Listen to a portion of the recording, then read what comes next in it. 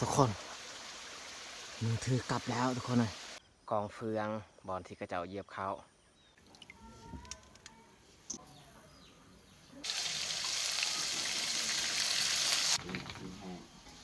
ข้าวคั่วนี่ก็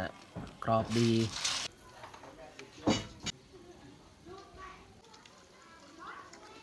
คือหมาครับเอาเนาะสบายดีเนาะสบายดีพี่เพื่อนเบิดสู่คู่สู่คนสำหรับตอนเช้าวันนี้ข่อยกับซีย่างเขาปลาคือตอนนี้ก็นั่งอยู่ในปลาเหียบห้อย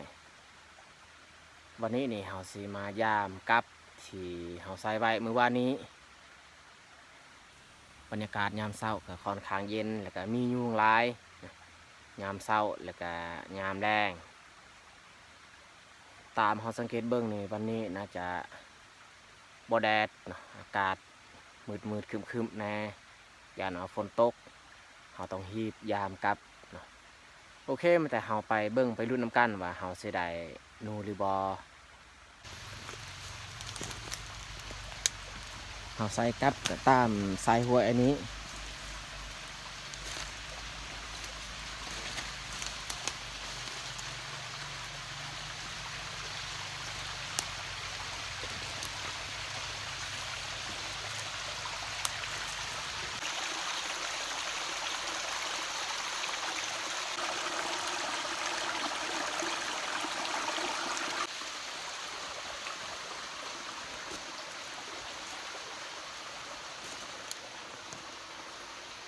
อันนี้ลังทำอิฐ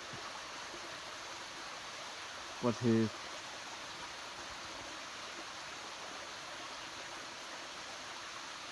เฮาย่างไป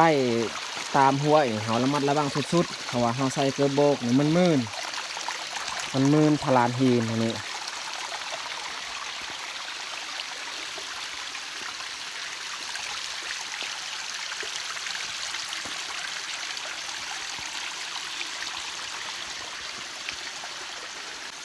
ทางนูแล้วนี่แต่ว่าเฮาใส่กับดักบ่อนั่นมันบ่ถูก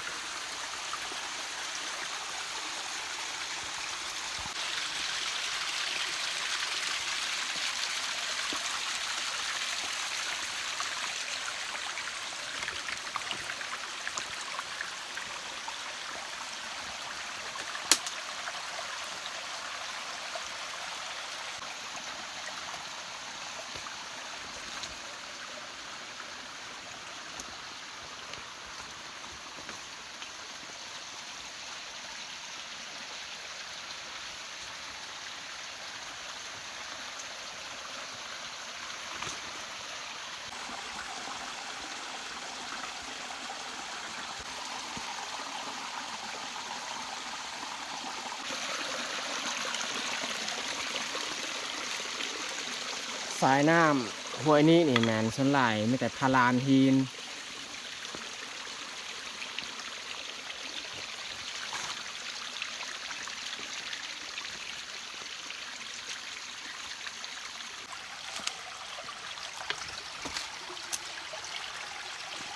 บรรยากาศในห้วยค่อนข้างมืดหน่อยนึงท้องฟ้ามืดครึ้มเฮาเข้าห้วยแบบนี้ก็ส่วนหลายเฮาเบิ่งภาพมันบ่อยากสัตว์ปานใด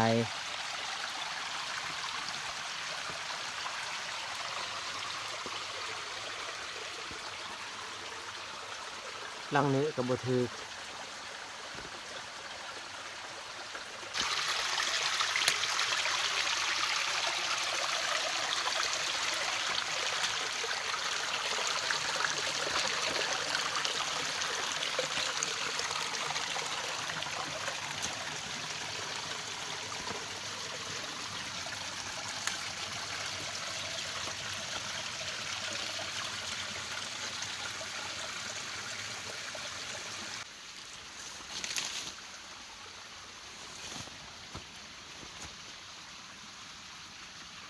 หลังนี้ก็บ่ถูกอีกแล้วทุกคนเลย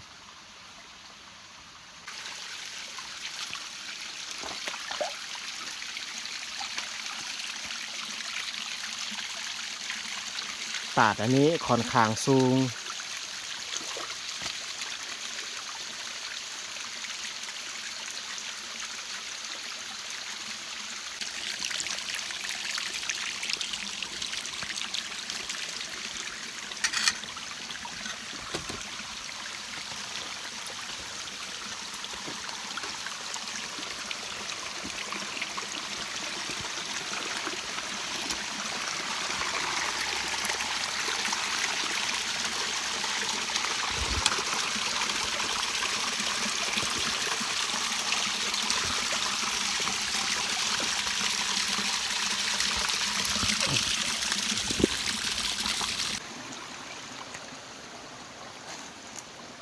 หลังนี้ก็บ่ถืออีกแล้วทุกคนเลย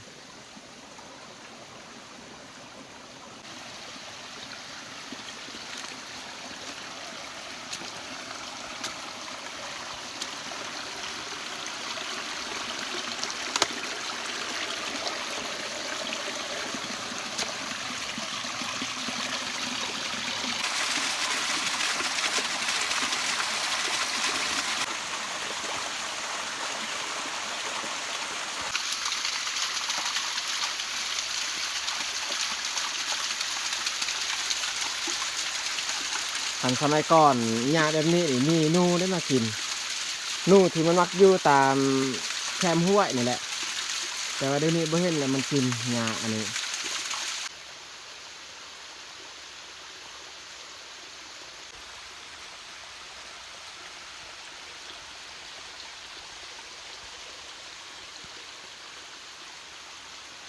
หลังนั้นก็บ่ถือทุกคนเห็นบ่เมียมัน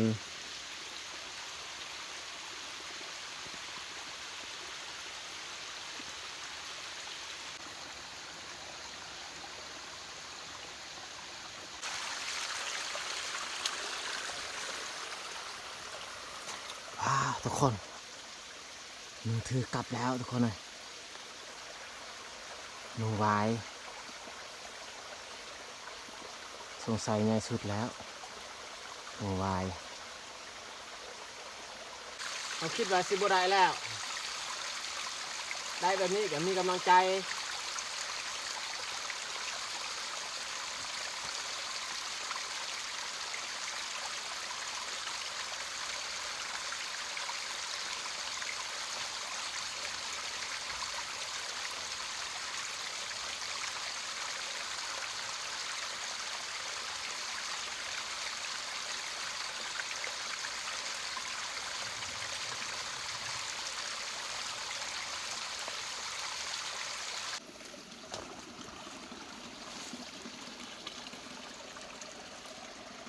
หลังนี้กับบ่ทึก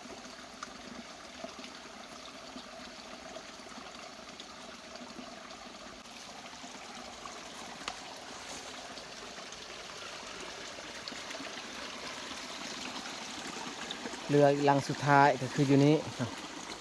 บ่ทึก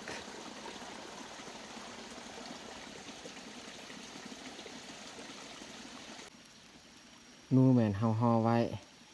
ใส่ใบไม้เพราะว่าเฮาบ่ได้เอากระทงมาคันสิถือไปแบบเฮาบ่ห่อก็เฮาอายเขาอายคนอยู่บ้านเขาเบิ่งก็เลยห่อไว้ใส่ใบไม้ซะจับแบบนี้เอามือตอนนี้ข่อยย่างมาหอดไฮของข้าเจ้าคือตอนนี้ข่อยก็นั่งอยู่กองเฟืองบอนที่ข้าเจ้าเหยียบเขาไฮของข้าเจ้านี่ก็เขาเกี่ยวเขาไฮยังบ่ทันแล้วเลือแต่แนวพันธุ์เขาเจ้าเขาเหนียวนี่เขาเกี่ยวเบิดแล้วเขาเจ้านี่ยังบ่ทันสุกนั่งพักผ่อนอยู่นี่ก่อนแล้วจึงคอยย่างกลับสำหรับผลงานการยามกลับก็ได้แต่หนูตัวเดียวก็ซ้ำหายเมื่อยถ้าว่าเฮาบ่ได้พอโตนี่เมื่อยละเฮาได้ตัวหนึ่งเฮาก็ภูมิใจแล้วถ้าว่าเฮาบ่เฮ็ดบ่หาก็บ่ได้ซ้ำแบบนี้แหละอยู่บ้านนอกบ้านนาถ้าว่าเฮาอยู่แต่อยู่บ้านก็บ่ได้กินอีหยังพอรวมแล้วนี่ทุกสิ่งทุกอย่างมันอยู่ในป่าเนาะถ้าว่าเฮาดุเฮามันเฮาก็ได้ถ้าว่าเฮาขี้คร้านก็บ่ได้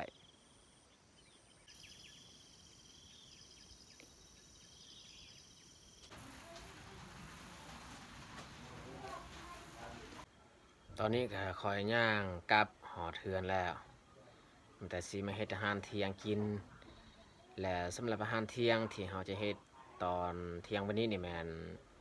เราสิคั่วอัน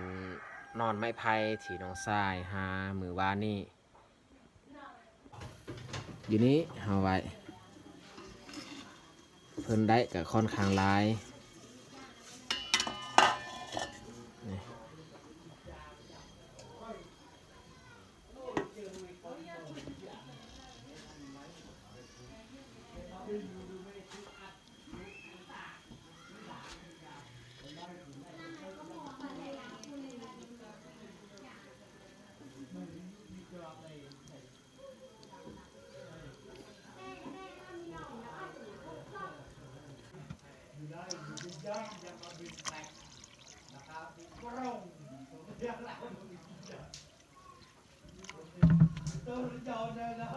มันออกสีดำๆก็คือหน่อไม้แหละมันกินเมื่อวานนี้เขาก็ล้างไว้แล้ว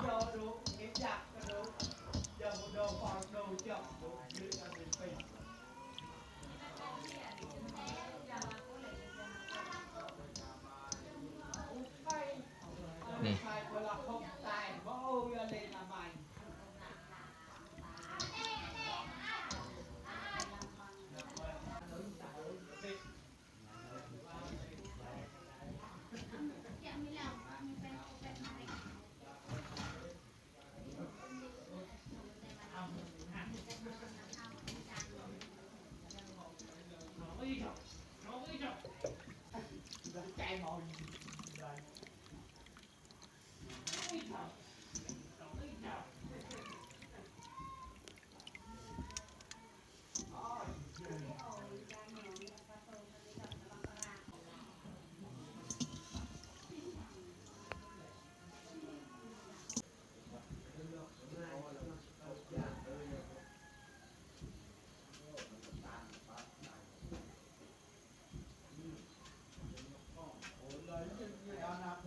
เอาล้างนอนกันแล้ว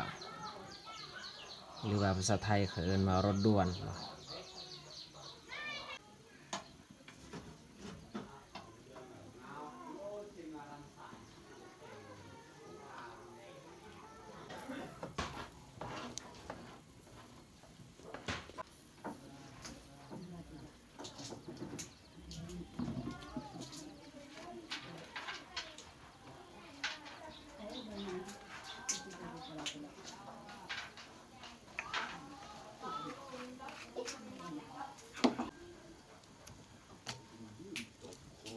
คือโตแม่เราใส่ข้าวเปียกผ่านหันผักตู้ที่ใบกะเพราต้องหั่นไว้ที่ตู้แล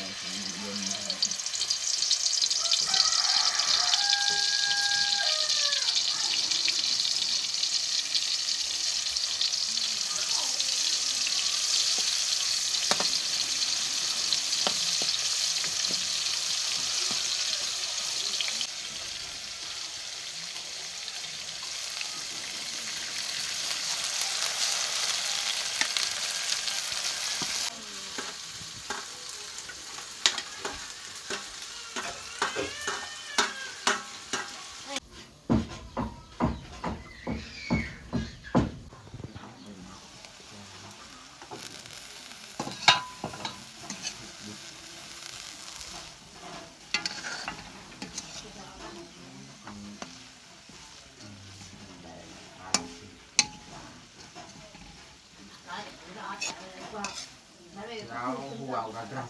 ใส่ลง Thôi tính cho cái đó đâu đây.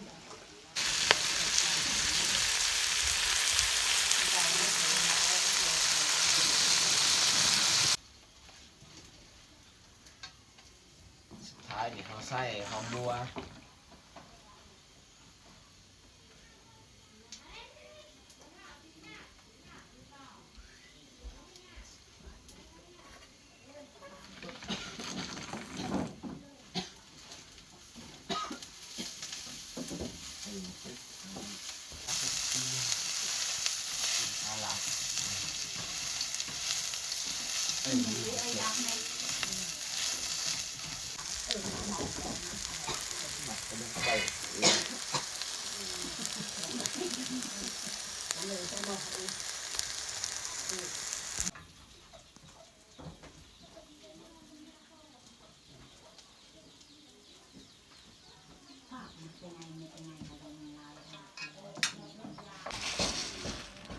ข้าวคั่วนี่ก็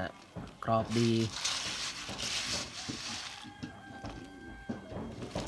สีสันนี่น่ากิน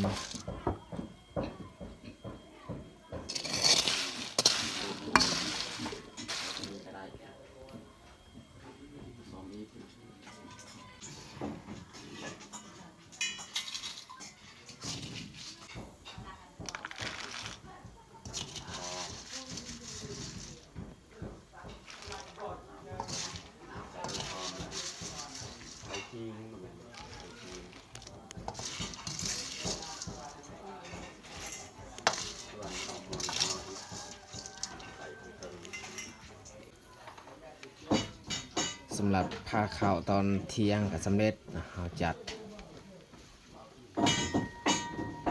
อันนี้แมนซุปหน่อไม้ที่สาวลายเฮ็ดแล้วนี่ต้มอันนี้เราสิจำกับแจวสิย่อพาข้าวอันนี้ขึ้นไปกินอยู่เทิงเฮือนใหญ่ตอนนี้พวกเราก็ได้มานั่งรวมพาอยู่เทิงเฮือนใหญ่เพราะว่าอยู่เฮือนครัวอากาศค่อนข้างร้อนเลยมากินอยู่นี้สบายกว่าเอามากินข้าวเที่ยงน้ำกัน เอามากินข้าวเที่ยงน้ำกัน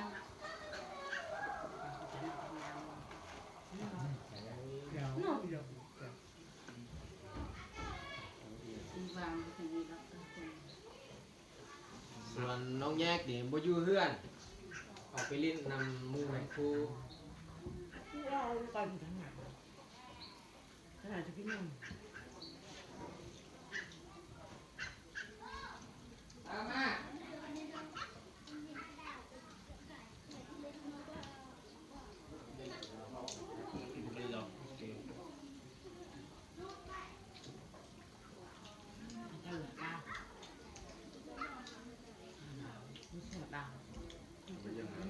บ่มีอาหารนะ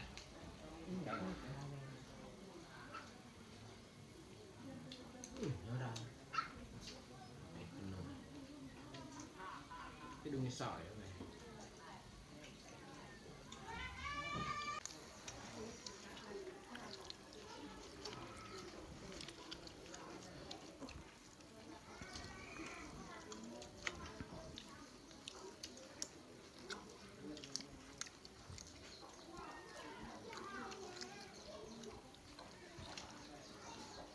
น่าเจียวกับพริกยังไงเลย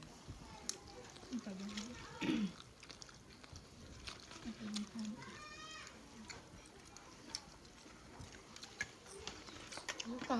ไก่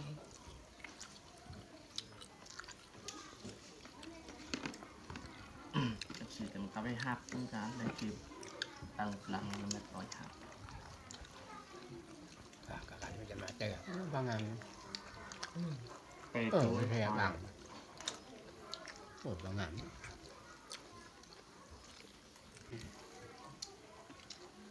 các bạn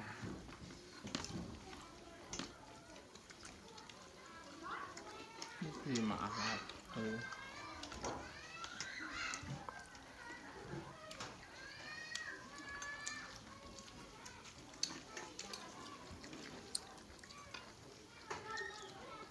Bà đặt nó mới là hạt bây giờ